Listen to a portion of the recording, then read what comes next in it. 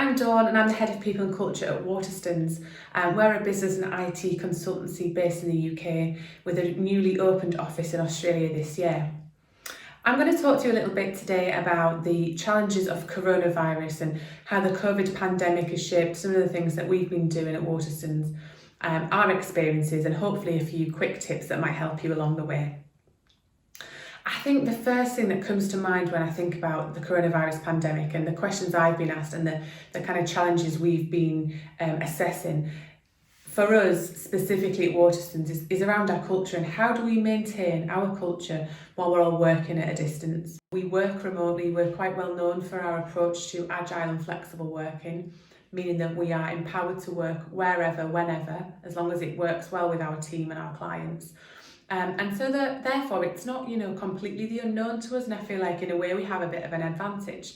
But at the same time, that doesn't mean that, we haven't faced some barriers and some obstacles. And I'm going to talk a little bit about those.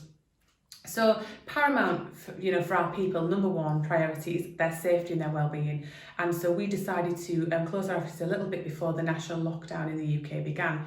And for us, it was quite easy in one respect to ensure people could go home and do that work from home, because we had the infrastructure in place and we had the skills and I suppose the technology at our fingertips in one respect. But having said that, it hasn't been, all plain sailing. People's well-being, as I've said, it is extremely important to us. And whilst a lot of people are feeling the benefits of working from home, whether that's because they're not having a commute, they're saving a bit of money, it's helping perhaps with juggling childcare, there's also the flip side of that we're well aware of and some challenging situations that people have faced. And so supporting our people's safety and well-being has been our number one priority.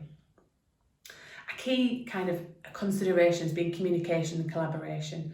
Speaking to our people regularly, keeping in clear communication, regular contact, whether that's business-wide comm sessions every week, whether that's team one-to-ones, whether that's small coffee catch-ups, trying to ensure that we still have that kind of team collaborative approach to the way that we work, because that absolutely underpins who we are and our culture.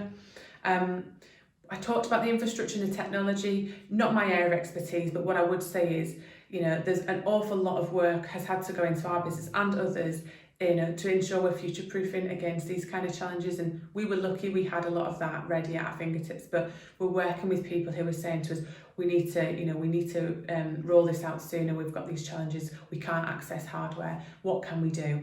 So that's been another challenge for us and other businesses as well, as I'm well aware. Something for me in my role in people and culture has been about looking at the visibility of our people. So, improving and increasing our visibility. So that doesn't mean physically being there, because we haven't been able to do that. It's not been safe to do that.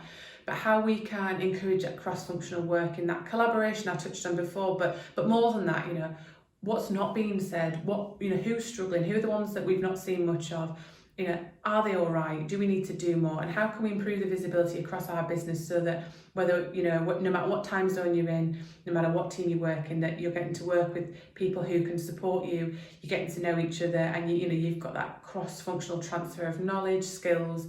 That's been really, really important, and has been a challenge for us. But I think fundamentally reinforcing our values has been key. Trust, honesty, respect, looking after one another, putting people first. If you look after all that, the rest should hopefully look after itself, and that's been fundamental in our success and hopefully future success as well. I think a specific challenge, if I had to name one, would be the concept of virtual onboarding. We made some offers to people for jobs prior to lockdown. Those people were obviously due to start with us. We couldn't physically be there. How do we do that? How do we ensure they have a great experience with us nonetheless? And we had a bit of an insight into that earlier in the year when we onboarded some people in Australia, and doing that in different time zones, brought up a few challenges, and it made us think, okay, well, how could we do this differently in the future? So we had a bit of learning from that we were able to repurpose, but also talking to people outside of our business. What are they doing? What is the best practice? What are the ideas that are floating around in the industry, and what can we do to kind of share that best practice? And fundamentally for us, it's always about the communication, making sure you're talking to people so they know what's happening when it's happening and they feel like they're being looked after. I think if I had to give some top tips, and if I had to kind of summarise this in a few words, I'd say keep talking to people, keep talking but keep listening. Make sure you're getting that feedback. whether it's impulse surveys, whether it's one-to-ones, whether it's catch-ups. You're not going to get those, those water cooler moments necessarily. So what else can you do to get that feedback? Consider the impact of your decision making. What might suit one will not necessarily suit another. We're all individual, and that's really important. Inclusivity in that decision making has to be at the forefront of your mind. I've talked about the fact that we're all individuals, but what does that individual need to make sure they're not just considered, but they're included, because that's fundamental to success when you're looking at these challenging times and how you might move forward. And finally, be clear. Be clear with your messaging and be consistent. Those pragmatic solutions are wonderful, but if you're not clear about what they mean for people or how they're going to be enacted or what it means for them, the message will be lost. And the lack of clarity can bring panic. And what we need to do is make sure that we're talking to people, we're listening to their feedback, and we're acting on it.